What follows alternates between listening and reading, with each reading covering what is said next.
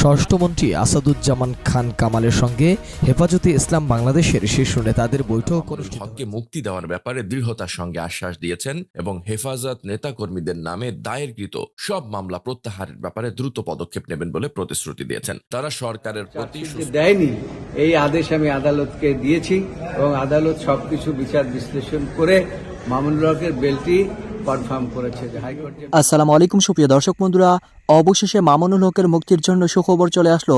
দর্শক বন্ধুরা, এবার রমজান মাসের মধ্যে মামুনুল হক সাহেব পরিপূর্ণভাবে মুক্ত পেতে যাচ্ছেন। দর্শক বন্ধুরা, এবার সেই সকল বিষয়গুলোকে কেন্দ্র করে এবার স্বরাষ্ট্রমন্ত্রী আসাদুজ্জামান খানের পক্ষ থেকে এই বার্তা এসেছে এবং সেই সাথে গত এক মাস আগে 5টি মামলা থেকে মুক্তি পেয়েছিলেন, যদিও শেষ পর্যন্ত এবার পরিপূর্ণভাবে জামিন পেতে যাচ্ছেন আল্লামা মামুনুল হক সাহেব। দর্শক বন্ধুরা, এবার সেই সকল বিষয়গুলোকে কেন্দ্র করে আপনাদের মাঝে অত্যন্ত চমৎকার কিছু তথ্য তুলে ধরেছি। আপনারা সেই সকল তথ্যগুলো জানলে অবশ্যই বুঝতে পারবেন। চলুন আমরা সেই সকল তথ্যগুলো জেনে নিই। স্বরাষ্ট্রমন্ত্রী আসাদুজ্জামান খান কামালের সঙ্গে হেফাজতে ইসলাম বাংলাদেশের শীর্ষ নেতাদের বৈঠক অনুষ্ঠিত হয়েছে।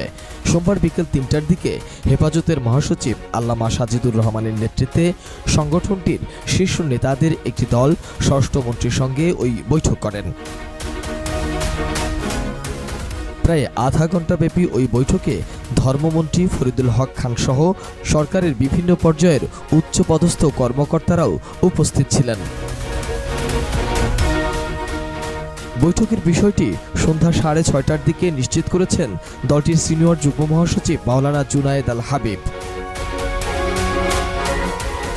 তিনি জানিয়েছেন, ওই বৈঠকে হেফাজতের নেতারা জোরালোভাবে দুটি দাবি উত্থাপন করেন। এর মধ্যে অন্যতম রমজান মাসের মধ্যেই নিঃশর্তভাবে মাওলানা মামুনুল হকের মুক্তি দিতে হবে। অন্যটি হল 2013 সাল থেকে আজ পর্যন্ত হেফাজতে ইসলাম বাংলাদেশের নেতাকর্মীদের নামে দায়েরকৃত সব মিথ্যা মামলা প্রত্যাহার করতে হবে।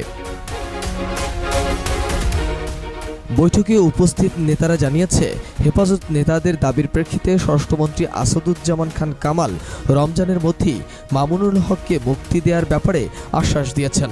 হেফাজত নেতাকর্মীদের নামে দায়েরকৃত সব মামলা প্রত্যাহারের ব্যাপারে পদক্ষেপ নেবেন বলেও প্রতিশ্রুতি দেন তিনি।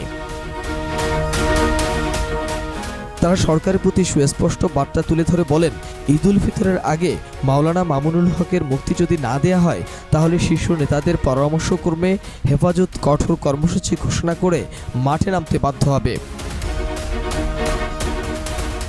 ওই বৈঠকে হেফাজত নেতাদের মধ্যে উপস্থিত ছিলেন নায়েবে আমির মুফতি জসিমউদ্দিন, মাওলানা মাহফুজুল হক, মাওলানা আব্দুল আওয়াল, মুফতি মিজানুর রহমান সাইদ, মাওলানা বাহাউদ্দিন জাকারিয়া, সিনিয়র যুগ্ম মহাসচিব মাওলানা জুনায়েদ আল হাবিব, সাংগঠনিক সম্পাদক মাওলানা বশিরুল্লাহ সহ শীর্ষ নেতারা।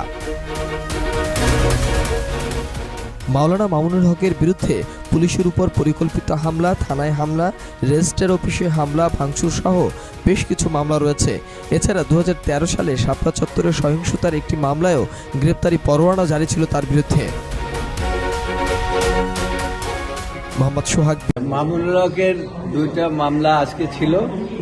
এই মামলাগুলো হাইকোর্টে 2 বছর আগেই অনেক আগেই বেল দিয়েছেন এবং সেই বেলের পরে গভর্নমেন্ট অ্যাপিল ফাইল করেছিলেন, অ্যাপিলে স্টে দিয়েছিলেন। এইটা 2বার স্ট্যান্ড ওভার হয়েছে। তারপরে এই মামলার মধ্যে কিছুই নাই, তাকে সৌন অ্যারেস্ট করা হয়েছে। মামলা অন্যান্য যত আসামি আছে সব আসামিরা বেলে আছে। মামুনুল হককে এই এক সপ্তাহ করে আটকে রেখেছিলেন। আজকে আমরা বলেছি যে মাননীয় আদালত এখন পর্যন্ত কোনো চার্জশিট সাবমিট করে নাই এবং 3 বছরের মতো প্রায় তিনি জেলের মধ্যে আছেন, কাজেই তিনি বেল পাইতে পারেন। আদালত আমাদের বিষয়টি কনসিডার করেছে এবং আজকেও সরকার পক্ষ থেকে সময় চেয়েছিল 1 সপ্তাহ, কিন্তু আদালত বলেছেন যে যেহেতু আপনারা চার্জশিট দেননি, আমি চার্জশিটের কপি আদালতকে চার্জশিট যে দেয়নি এই আদেশ আমি আদালতকে দিয়েছি এবং আদালত সবকিছু বিচার বিশ্লেষণ করে মামুনুল হকের বেলটি কনফার্ম করেছে যে হাইকোর্টে বেল দিয়েছে। কি মামলা ছিল স্যার? এইটা মামলা ছিল ওই যে কি সিদ্দিরগঞ্জ, নারায়ণগঞ্জে যে অবিল ভাঙচুর হয়েছে এই সমস্ত। এর ফলে কি তার মুক্তি পেতে বাধা আছে কিনা নাকি আরো? না, এই ক্ষেত্রে তার বিরুদ্ধে তো একের পর এক সিরিজ মামলা দিয়েছে। আমার কাছে এখন পর্যন্ত জানা মতে বিভাগের কোনো মামলা পেন্ডিং নাই। অন্য মামলাতে সোনারেশ নাই। এইটা এই ক্ষেত্রে আমার কাছে এখনো নাই, এবং অন্য মামলায় কোনো সৌনারেশ আছে বলে আমার জানা নেই। স্যার এটা কি থানা ভাঙচুরের মামলা?